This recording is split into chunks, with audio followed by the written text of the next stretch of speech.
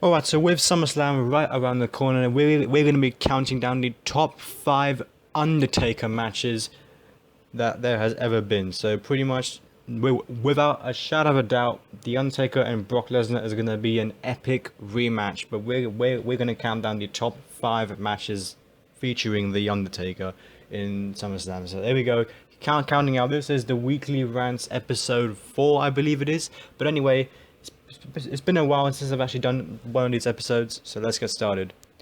Alright, so starting off with number 5, SummerSlam 1999. It was Big Show and The Undertaker versus Kane and X-Pac. This was somewhat of a typical tag team match from the Attitude Era, but at times this match seemed a little bit clustered with everyone fighting in the ring at once. But overall, it was a solid match. It's a fairly fast-paced, physical match with with Taker and Big Show picking up the victory and winning the tag team titles. I believe it was Big Show's first title win with the WWF.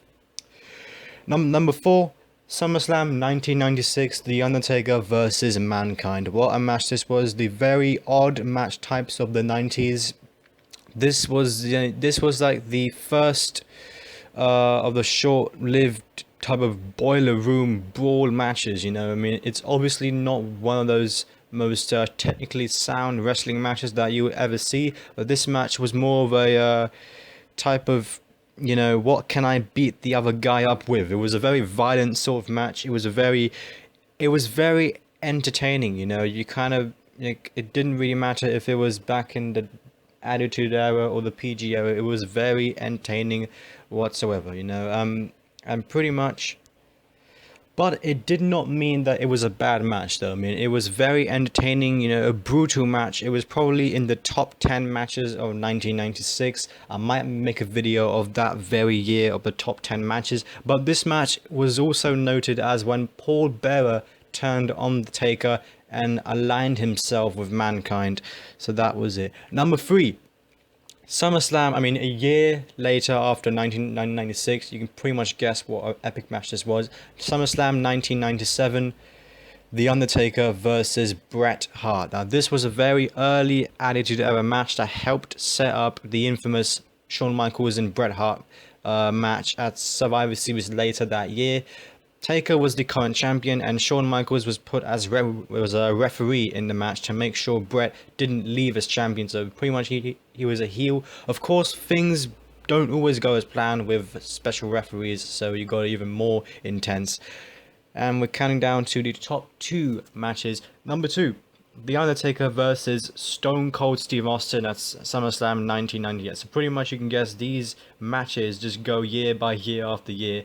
This match, it seems to be sort of forgotten when talking about a championship match in the 90s. And it was a very solid main event and with a very clean ending, which was pretty rare in 1998. I mean, it really helped build Steve Austin, giving him a title defense and the sign of respect by the I think that the highlight of the match for me was definitely the top rope double leg drop through the announce table done by Taker.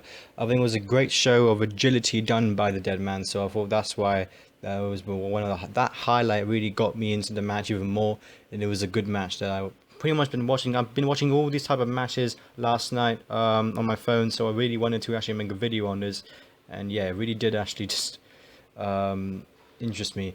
And number 1, it seemed quite obvious. 10 years later, we get a returning Taker, and we see the biggest rivalry in one of the biggest rivalries in history. This was SummerSlam 2008. It seemed quite obvious. I mean, how can you not have an amazing match when you have Edge versus Taker at Hell in a Cell? I mean, this was the last match of the amazing 2008 rivalry, arguably pretty much the best rivalry of the year, and it did not disappoint. Edge spear Taker through a cell wall, Taker chokeslammed Edge through 2 tables, and Edge gets put through the canvas after the match, and the whole damn thing wasn't even for a championship match. It wasn't even a title match. A fun fact, by the way, this is currently The Undertaker's last SummerSlam match. I mean, if it all works out well, and you pretty much, you know, it's obvious that this was the last time we saw Taker before. I mean, other than WrestleMania, this was the last pay-per-view match we saw of Taker other than WrestleMania. So it was back in 2008. No, actually, well, what am I talking about? This was the last SummerSlam match that he's had. So kind of got mixed up there. But Lesnar versus Taker is very exciting. I don't really know who's gonna win. It seems as though a face versus face match, but it's gonna be great. I can't wait for it. I hope this is just it. I hope this is the end of the rivalry between Lesnar and Taker. What do you think? What was your favorite Undertaker SummerSlam 2008 match? A better question, what was your favorite SummerSlam match of all time? Was it, you know, give your comments down below. Thanks for watching, and I'll see you guys for episode 5 of Weekly Rants for the top 5 SummerSlam pay-per-views of all time. So rate, comment, and subscribe. Peace.